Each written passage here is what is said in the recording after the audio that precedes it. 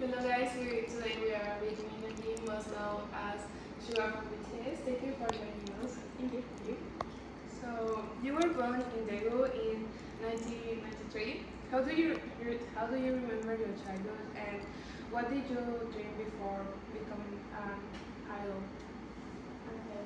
So I remember that much, but I remember we have some struggles.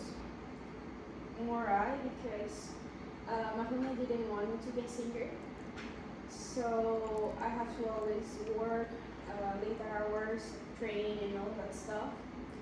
But with the band I have, I think it was a really big part of what I become now. And they were a really, well, a huge admiration for me as well as this band which is called Epic High. So I think they were that part were such a key for me to become who I am right now. Okay.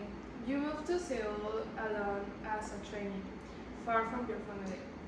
What was the hardest part of that time? Okay, so I think the principal issue here was the economical part because, as we know, Big Hit wasn't a big hit, and actually the company was in bankrupt. So we have to work by our own to maintain ourselves. And my family, as I said before, didn't want me to. So they, even though they gave me money to suit myself, I have to. Of course, Seoul is a bigger city. There are bigger issues there and all that stuff. So it's pricey.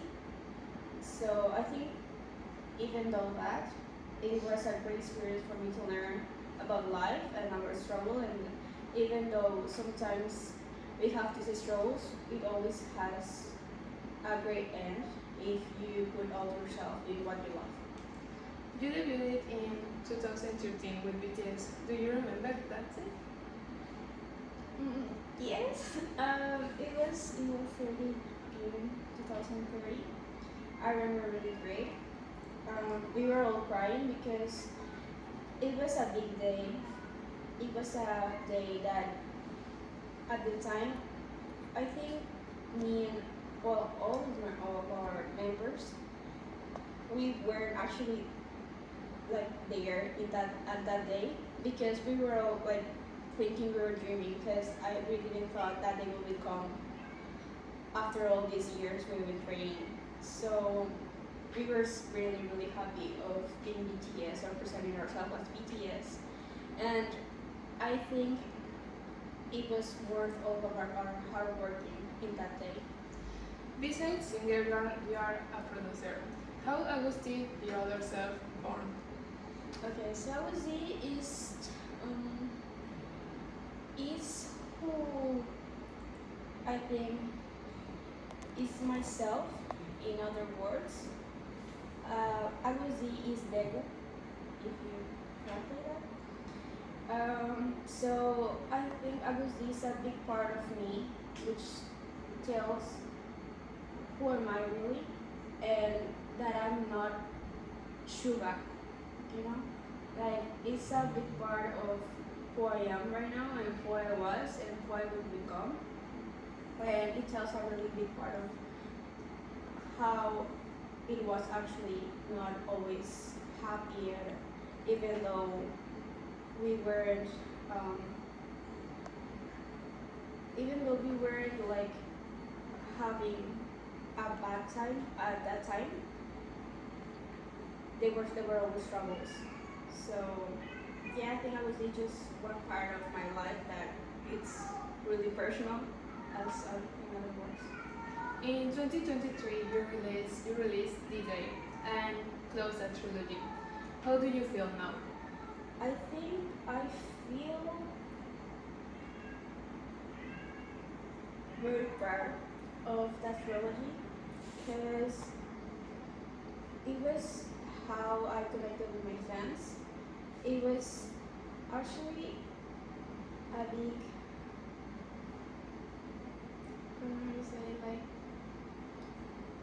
a big way or